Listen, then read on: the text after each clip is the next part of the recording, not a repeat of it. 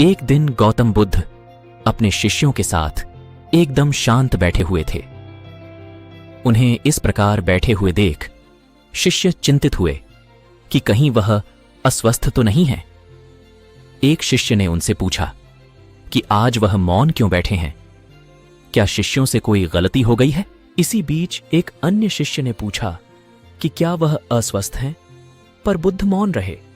तभी कुछ दूर खड़ा व्यक्ति जोर से चिल्लाया, आज मुझे सभा में बैठने की अनुमति क्यों नहीं दी गई है? बुद्ध आंखें बंद करके ध्यान मग्न हो गए। वह व्यक्ति फिर से चिल्लाया, मुझे प्रवेश की अनुमति क्यों नहीं मिली?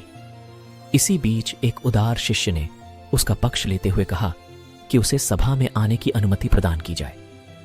बुद्ध ने आंखें खोलीं और बोले, नहीं, वह अछूत है, उसे आज्ञा नहीं दी जा सकती।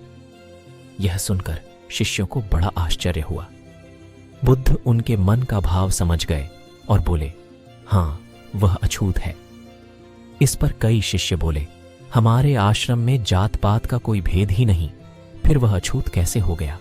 तब बुद्ध ने समझाया, आज वह क्रोधित होकर आया है। क्रोध से जीवन की एकाग्रता भंग होती है। क्रोधी व्यक्ति प्राय मानसिक हिंसा कर बैठता है, इसलिए जब तक वह क्रोध में रहता है तब तक अछूत होता है।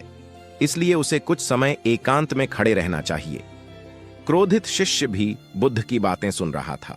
पश्चाताप की अग्नि में तपकर वह समझ चुका था कि अहिंसा ही मनुष्य का महान कर्तव्य व परम धर्म है।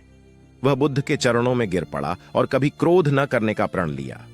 शिक्षा आशय यह है कि क्रोध के कारण व्यक्ति अनर्थ कर बैठता है और पश्चाताप उसे बाद में होता है, जिसका कोई लाभ नहीं मिलता। इसलिए हमें क्रोध नहीं करना चाहिए। असल मायने में क्रोधित व्यक्ति अछूत हो जाता है और उसे अकेला छोड़ देना चाहिए। क्रोध करने से तन, मन और धन तीनों की हानि होती है। क्रोध से ज्यादा हानिकारक कोई और वस्तु नहीं है।